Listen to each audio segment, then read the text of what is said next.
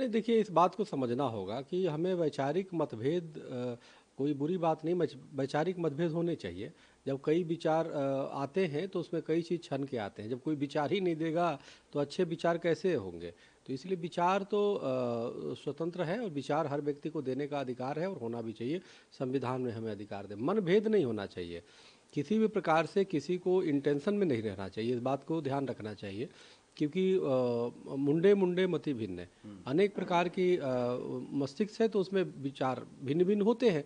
लेकिन हम अपनी बात कहने के लिए स्वतंत्र हैं, लेकिन हम किसी को थोपे नहीं, किसी पर जबरदस्ती ये न करें, है ना। तो ये चीज़ें ठीक नहीं है। तो वाणी मोहन भागवत जी का अपना विचार है वो दे रहे हैं, लेकिन मेरा बात है कि भारत है तो भारत में हम सप्त ऋषियों के संतान हैं और हमारे यहाँ तो शास्त्रार्थ की परंपरा थी। जी। कोई भी बात कौन क्या कह रहा है, आप सही हो कि मैं सही हूँ, ये नहीं देखा जाता है, क्या सही है ये देखा जाता है।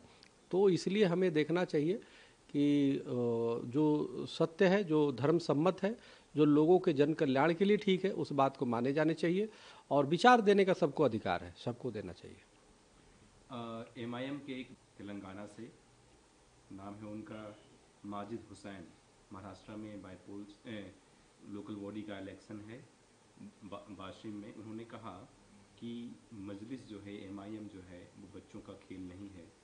जब बात हमारी आएगी तो इंशाल्लाह हल हल जो जितनी भी गलियां हैं वो कम पड़ जाएंगी। ऐसे बयान को आप कैसे देखते हैं? नहीं, देखिए आइम तो एक ऐसी पार्टी है जो गजवा हिंद लेके चलती है और उसका उद्देश्य कोई ऐसा नहीं, राष्ट्रवाद नहीं है। उसका उद्देश्य जो है देश को गजवा हिंद बनाना है।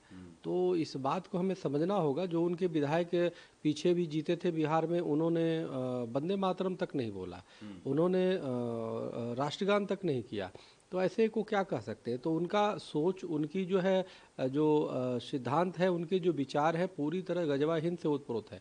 और उनका उद्देश्य जो कह रहे हैं ना कि हमारा एक दिन आएगा, तो दिन कब आएगा? दिन वो समझ रहे हैं कि जब क़यामत की रात आएगी तो वो समय गजवा हिंद हम मनाएंगे। तो ये संभव नहीं है, वो सपना देख रहे हैं, वो जिन्नावादी सोच के लोग हैं। एक टीएमसी के भी विधायक कबीर, वो 6 तारीख को बाबरी मस्जिद बनाएंगे मुर्शिदाबाद में, शिलान्यास करेंगे। उन्होंने कहा है कि कोर्ट जब राम मंदिर बना, बाबरी मस्जिद टूट करके, तो हमने विरोध नहीं किया, तो वो लोग अभी क्यों विरोध कर रहे हैं? सुप्रीम कोर्ट ने कभी ऐसा नहीं कहा है कि बाबरी मस्जिद के नाम से कोई मस्जिद नहीं बनना चाहिए। ऐसे में उनको क्यों तकलीफ़ हो रही है? अगर उनको तकलीफ़ हो रही है, अगर उनको मेरा सर कलम करना है, तो 6 तारीख को मुर्शिदाबाद आ जाए, मैं तैयार हूँ। नहीं नहीं, उनके सर कलम नहीं होगा, उनका स्थान सलाखों के पीछे होगा, वो जेल जाएंगे। और दूसरी बात, जिसको अशफाक हमीद के मादरे वतन से प्यार नहीं, उसको इस भारत में रहने का अधिकार नहीं। ये ध्यान देना होगा कि यहाँ पे रह करके जो विदेशी आक्रांता थे, जिन्होंने हमारे देश और हमारी भारत की संस्कृति को, हमारे धर्म स्थलों को तोड़ा, उसके नाम पे तुम बाबरी मस्जिद बना रहे हो।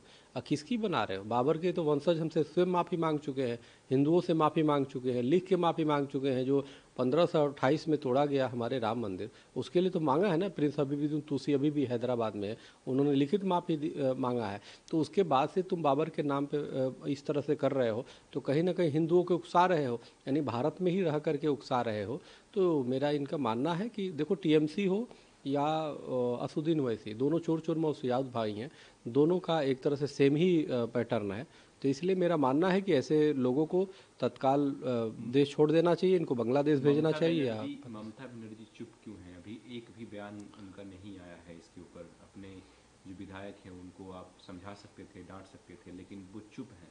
उनकी चुप्पी क्या कह रही है? देखिए ममता बनर्जी का कहीं ना कहीं हृदय परिवर्तन हो चुका है। वो कहीं ना कहीं वो पूरी तरह गजवा हिंद के जो जिहादी हैं उनके प्रभाव में आ चुकी हैं और इसी कारण वो मौन रहती है। आप समझा करो बात को। नवरात्र तो करती है, देवी तो करती हैं, लेकिन वो ऊपर से करती है ताकि हिंदू समझे कि देवी की उपासना है, करती हैं, लेकिन अंदर से वो पूरी तरह उनका वो गजवा हिंदू के सदस्य हो चुकी है। तो इस बात को समझना होगा, ऐसे लगता है, क्योंकि तभी इसी कारण उनका विधायक इस प्रकार से बोल रहा है, उनके पार्टी के लोग ऐसे बयानबाजी कर रहे हैं। तो यह बड़ा दुर्भाग्यपूर्ण है कि, और मेरा तो मानना है कि इस तरह की जो भी मानसिकता के लोग हैं वो भारत से सर, चले अगर जाना वो चाहिए। 6 दिसंबर को बाबरी मस्जिद का शिलान्यास करते हैं मुर्शिदाबाद में, तो विश्व हिंदू परिषद क्या करने वाली है? नहीं, विश्व हिंदू परिषद क्या करे वो तो नहीं जानता, लेकिन हिंदू महासभा उसको फिर मौका हाँ, हिंदू मिल महासभा आपका जो संगठन है क्या करेगा वो? नहीं, अगर बाबर का कोई भी मस्जिद बनता है भारत में, वो तो मुर्शिदाबाद तो छोड़ दो, भारत के किसी कोने में बनता है तो उसे हिंदू महासभा स्वीकार नहीं करेगी। उसे पुनः 6 दिसंबर को अगर बनेगा तो 6 दिसंबर को ही ध्वस्त कर देगी। तो इसलिए भ्रम में न रहें। आने वाले अब कोई भी काल में यहाँ पे बाबर के नाम पे या मीर वाकी के नाम पे यहाँ मस्जिद नहीं बनने वाले हैं। तो इस बात को ये समझ ले कान खोल करके, अगर कहीं भी बनता है देश के कोने में, हम तो बाहर भी जा कर के कुचलने वाले हैं, यहीं बनेगा यहीं तोड़ेंगे, क्योंकि आक्रांताओं के नाम पे किसी प्रकार का वो नहीं होना चाहिए और हमारी संगठन इसको बर्दाश्त नहीं करेगी या कोई भी राष्ट्रभक्त बर्दाश्त नहीं करेगा। और हमें लगता है बाबर के वंशज खुद बर्दाश्त नहीं करेंगे। वीके न्यूज, राष्ट्र के नाम।